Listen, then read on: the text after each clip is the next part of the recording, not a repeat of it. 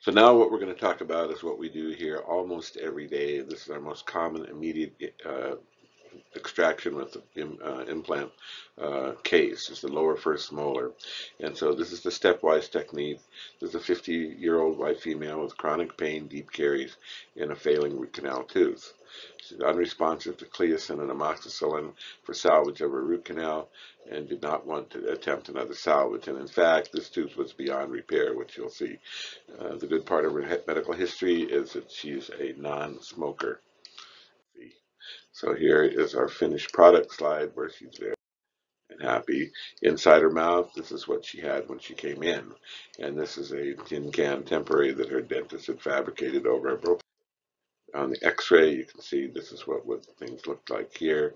Just a typical root canal.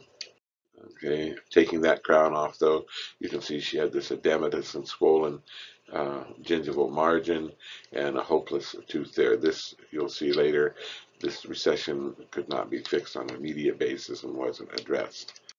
So the technique, get the tooth out. The method includes trying to save interradicular bone as much, and then it's a regular stepwise drilling technique with a spike exactly in that interradicular bone, then a 2mm followed by a 2mm twist drill here to go down to depth. And we start using the widening burrs, which are 3.25 millimeters up to 6 millimeters, and you drill down to the same depth where you can see you're reshaping the socket at the bottom. It's going to be inserted.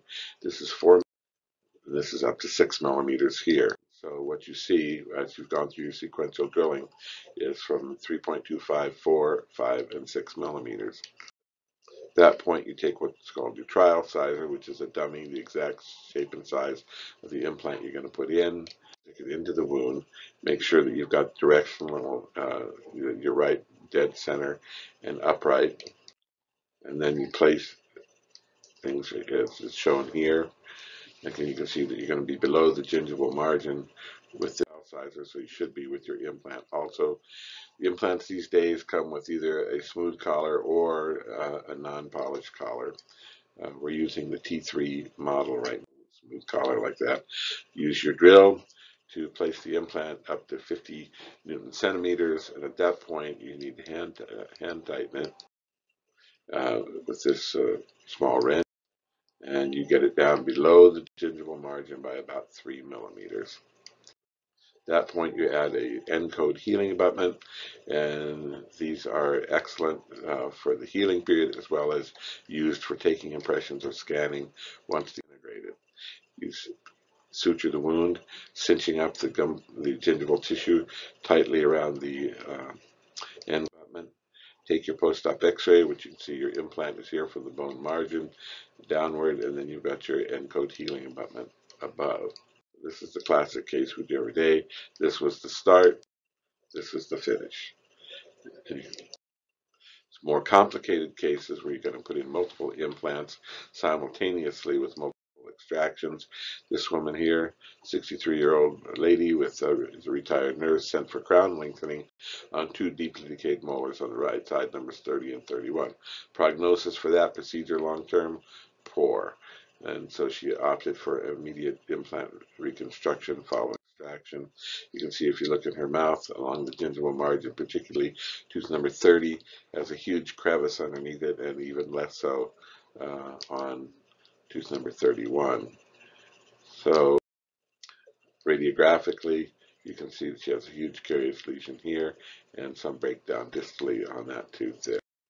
Okay, once the teeth are out, this is what you have. You can see again, huge carious lesion. And so this is tooth number 30, tooth number 31. You can take your trial sizers, in fact, and see that you're going to use an 11.5 millimeter long implant on this one and a 13 millimeter implant on this one. Clinically, this is what you get. And this is a perfect example of how this technique works. And the nicest part is there's no necessity for immediate bone grafting. At this point, you add your N-code healing abutments, suture the wound shut, and let the patient heal, and she will do just fine.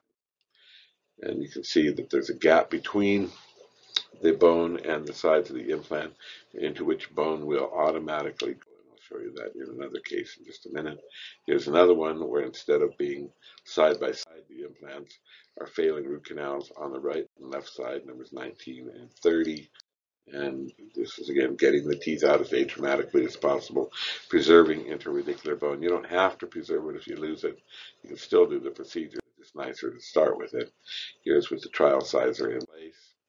Here's with the healing cap instead of an end coat healing abutment. So if you don't have it, or there's a reason why you can't put the end coat on, you do have that alternative. And on the other side, we did put an implant, an end coat healing abutment on there. Here's your post-op X-ray.